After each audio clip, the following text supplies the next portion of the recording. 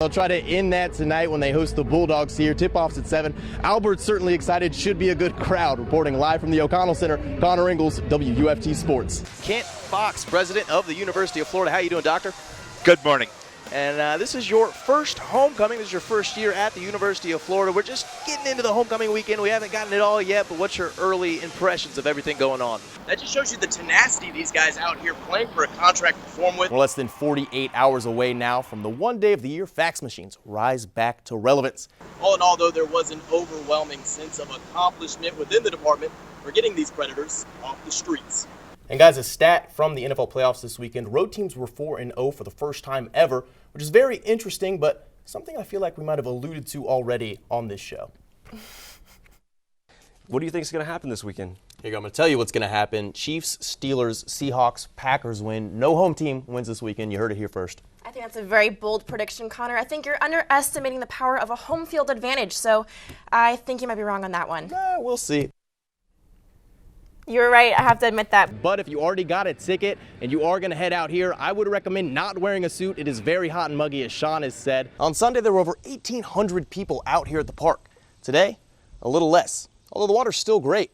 Do you guys know any Carole King? Let me hear it. Let's see. We just, it's too late, baby. Oh, yeah. Now it's too late. Okay, I think someone needs to get us to weather. So, Amanda, it was beautiful out today. Is it going to stay like that for the rest of the weekend? So then again, when we were talking to all the people from Florida about what drives them, it was just that. They want to be positive. They want to bring some light into a kind of hopeless situation for some people. If you're anything like me, today has been a very emotional day.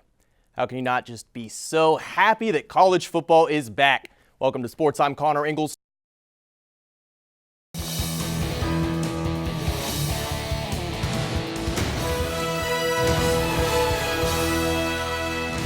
Final exams may be front and center for the Florida Gator football team this week, or at least they should be. But head coach Jim McElwain finished up his degree about 30 years ago, so the only question he has to solve is how to move the football against the Michigan Wolverines in the Citrus Bowl. Welcome back to Sports. I'm Connor Ingalls. McElwain and the Gator staff truly can focus entirely on the Wolverines because as of yesterday, recruiting is in a non-contact dead period until after bowl season. Earlier, Mac said that he looks at practices leading up to the bowl game as an opportunity for younger players to improve.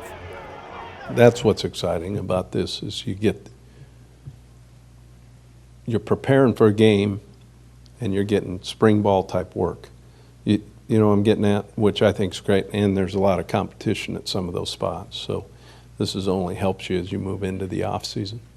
McElwain and the Gators have a little more than 2 weeks to prep for Michigan, who they'll of course meet in Orlando on New Year's Day. This week on WUFT, we're bringing you the top 10 Gator plays of the season. Today, we pick it up with numbers 8 and 7. Number 8 came just a few weeks ago in the Swamp against FAU. Owls QB Jaquez Johnson drops back to pass in the fourth, and it looks like he finds Tyler Cameron, but Jalen Tabor just rips it away. Shades of Ahmad Black against Oklahoma in the BCS National Championship game. Let's take another look. Slow it down for me. Tabor just won't be denied. That was the 4th interception of the year for the standout sophomore. Now number 7, Treon Harris rolls out against Georgia and launches one down the sideline for Antonio Callaway, who makes the catch. He just has to get a foot in, and he does, waltzing into the end zone from there with a 66-yard touchdown. Then the real highlight of this play, break it down for me, Antonio. That's one of the many big plays from Callaway this season. I think his name might pop up another time or two in this countdown. The Miami Dolphins hosted the New York Giants in Monday Night Football last night. With the Fins heading into the game at 5-7, this was viewed as an essential elimination game for the playoffs. In the second quarter, Lamar Miller takes the shotgun handoff and makes 1, 2, 3, 4, 5, wait for it, 6 Giants miss on his way for 6. That was his second touchdown of the night, and it put the Dolphins up 4. Now in the third, Miami leads by 7 as Eli Manning rolls out and finds Odell Beckham Jr. with his weekly greatest catch of all time. They first ruled him out, but if you take a closer look, which we get here with the pylon cam, both feet are in, so they put it on the board, and New York ties it up with the ensuing PAT. Beginning of the fourth, it's still 24-all, and the Dolphins decide, you know what? We don't want to cover ODBJ anymore. Eli finds him all alone over the middle, and that might be the easiest TD of Odell's career. 84 yards, so easy. He's got enough energy to hit us with a little dance. That would provide us with the final score of 31-24, Miami falling at home. Afterwards, head coach Dan Campbell said that going forward, all the Fins can do is play hard. You find out who loves the game, because that's what you're playing for. There's 3 games to go. who really loves the game. The Dolphins will get back at it on Sunday when they travel to San Diego to take on the even more hapless Chargers. Last night on the hardwood, the Orlando Magic were looking to stay above 500 on the road against the Brooklyn Nets. Scott Skiles has this ball club playing tough defense in the second. More so Brooklyn's fault, but they force a turnover and get out on the break. Elfrid Payton lobs it up to Tobias Harris, who finishes the alley-oop, and Orlando is up 4. Payton had himself a ball game. Gets the dunk here in the third. He finished with 17 points, 5 rebounds, and 5 assists. Later on in the corner, Nik Vucevic hits this turnaround J. Looks more like Dirk Nowitzki out there. That put Orlando up 12, and they would cruise from there, taking it 105-82. James and Jenna, some recruiting news from earlier today. 5-star quarterback Jacob Eason announced he will enroll at Georgia after flirting with Florida for a little while. But the top kicker in the country, Eddie Pinheiro, announced last night he was decommitting from Alabama, and today he will sign somewhere. Hasn't done it yet, but the Gators are looked at as favorites to land the kicker. And I'm Connor Ingalls. Thanks for joining us. City commissioners met today to talk about the contract with GRU and GREC. WUFT's Kirsty Crawford went to the meeting and joins us now with the details. Thanks, Kirsty. An 11-month-old baby has died in Columbia County after being brought into a hospital under suspicions of abuse. Deputies arrested Dwight Tyre after they say he admitted to causing the injuries to the baby. Sheriff's deputies in Columbia County started their investigation Tuesday after the child was brought into the Lake City Medical Center. The infant was then brought to Gainesville for treatment, where the baby died. Tyre has been charged with child abuse and battery. A former corrections officer is dead after being shot at his home. Marion County Sheriff's deputies responded to a shooting call late last night and found Ronnie Damon shot in front of his house on Larch Road. Damon was pronounced dead at the scene.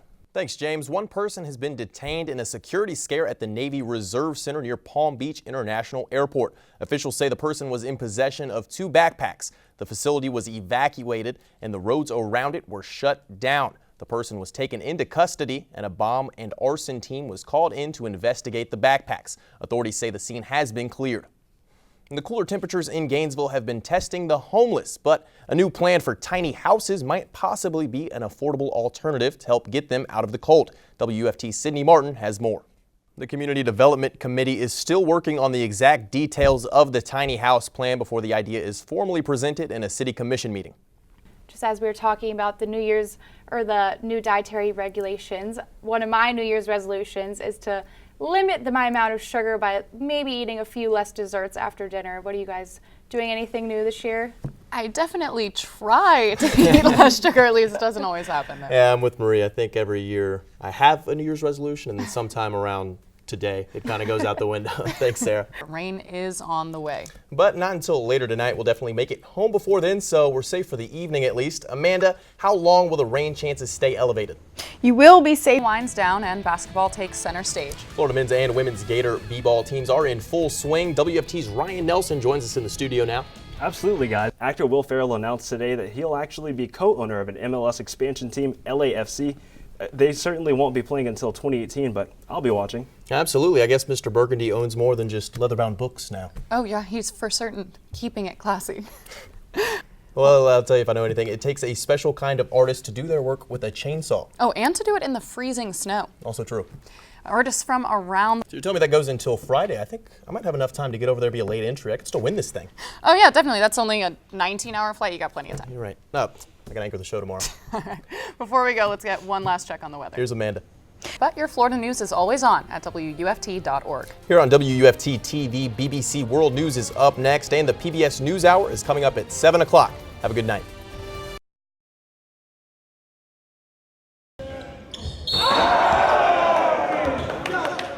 Joshua Smith had his highlight moments. The rookie center showed off a developed offensive game with an ability to score at the rim, while it was also clear he has room to improve. However, it wasn't his skills that were critiqued most by media members and NBA executives. Obviously, my weight is an issue, but, if you put me in the right situation, I'll go out there and I'll do whatever the coaching staff asks. So for a July week in Orlando, Florida, the 360-pound Smith was out to show that he can get up and down the court in an NBA game. Smith was part of over 100 players competing inside of the Orlando Magic's practice facility in the annual Summer League, every one of them auditioning for just a handful of NBA roster spots. These guys all have the same dream of making it into the NBA, but it's the differences in their journeys to this point that make the Summer League so unique. Jordan Hamilton has played in 140 NBA games in 4 seasons, going from prep superstar to established NBA talent. Liam McMorrow started playing basketball seriously at the age of 21. At 27, he spent time playing in the NBA's development league and overseas, but hasn't come close to an NBA floor. In Orlando, the two are equals, teammates working together to try and reach their shared goal of being in the league next season. That's the opportunity provided by the Summer League. Sundiata Gaines played in 113 NBA games from 2010 to 2012. Since then, Gaines has spent his playing days in the D-League and overseas. After already reaching the mountaintop, he's working to get back years later. For younger players considered to be borderline NBA material, the late second-round picks and the undrafted free agents, the Summer League is a chance to show that they belong. The reasons why they have to prove themselves aren't always what you'd think. For Smith, it's the weight. For his teammate Juwan Howard Jr., it's proving that he deserves to be on the court because of his ability, not because Juwan Sr. is the coach. Russ Smith has always been able to score the ball, but as a point guard, there's concern about his ability to run an offense. He knows it, so he came out to show his growth as a facilitator. I just wanted to be the best floor general, get guys in spots, be vocal, and just have guys feeling comfortable playing with me and control the tempo. The stage on which these players try and show their worth is unique in and of itself. Teams stand around waiting to get on the court as if they were in a high school tournament, playing games surrounded not by fans, but by limited media, NBA executives, and coaches, analyzing every possession, oftentimes looking for just one guy to fill out their team. Bill Peterson coached one of the 2 squads fielded by the Magic throughout the week.